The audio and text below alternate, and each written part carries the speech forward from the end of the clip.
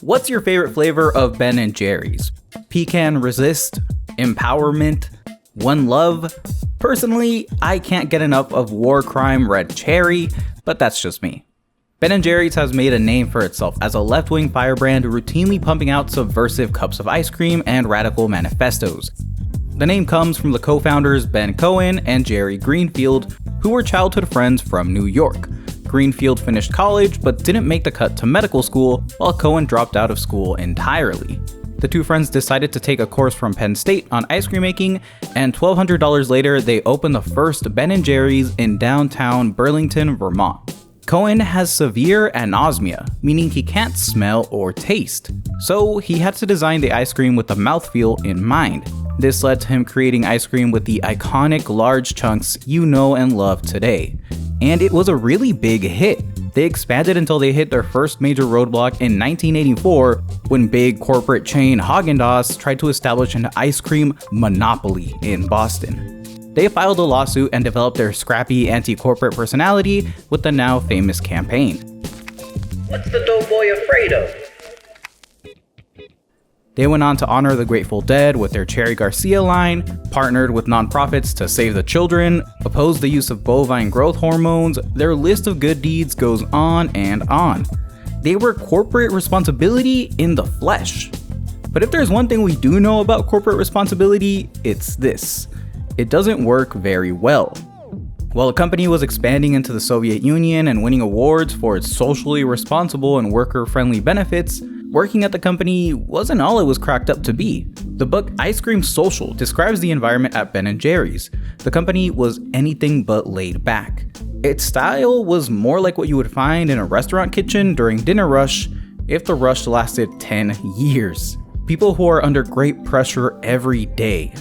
The work came with a whole lot of great benefits, but it was hard, and some workers wanted a little bit more.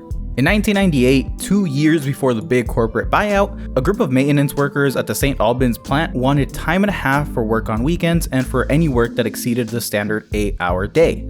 The company's policy was to pay minimum and to only provide time and a half after 40 hours have been worked in a week total. Dissent magazine provided the example that maintenance workers might be scheduled for 10-hour shifts on the 4 days following Labor Day, but collect no overtime.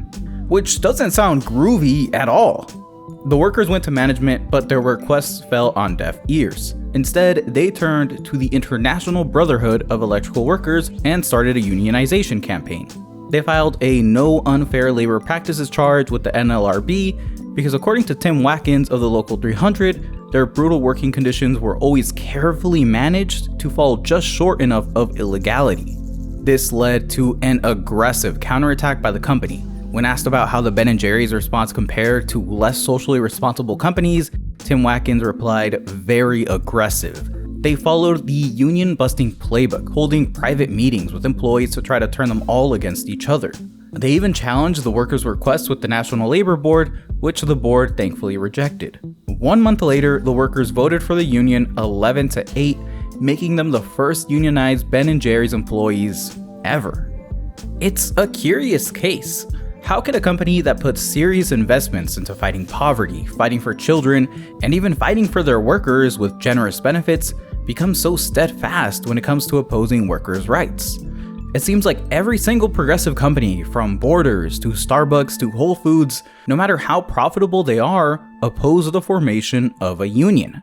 And it all has to do with control. It doesn't matter how progressive a boss is, they still want to be the boss and enforce that hierarchy upon their workers. A union essentially makes the workplace more democratic, giving the workers say in the way a company functions, and yes, a bigger share of the profits. When you give to charity, a company can always spin that into an advertisement campaign. But when workers are literally fighting for their rights in a unionization campaign, that doesn't provide good branding. And anything that doesn't provide good branding is something to fight against. And in the process of workers fighting for that power, the socially responsible branding of a company like Ben & Jerry's make the process even harder.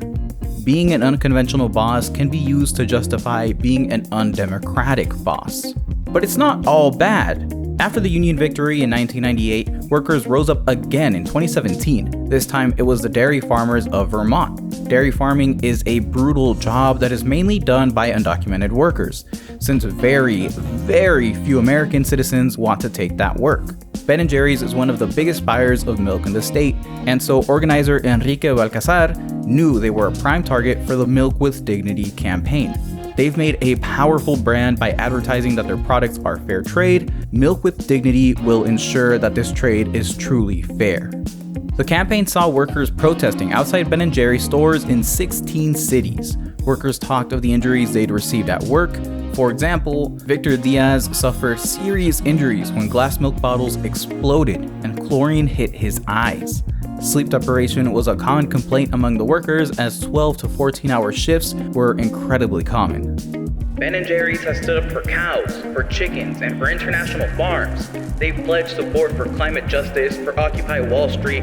So after 4 years of us educating them about farm workers' human rights abuses in its supply chain, it's time Ben & Jerry's stands up for the rights of the same farm workers who put the cream in ice cream. The struggle lasted years, with Ben & Jerry's now under the control of food conglomerate Unilever to avoid fulfilling the demands of the campaign. But the workers were relentless, and after years and years of fighting, they finally won.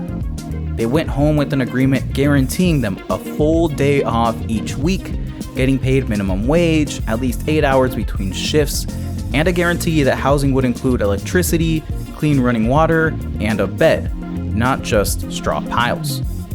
2 stories, 2 different owners, 1 pattern of behavior.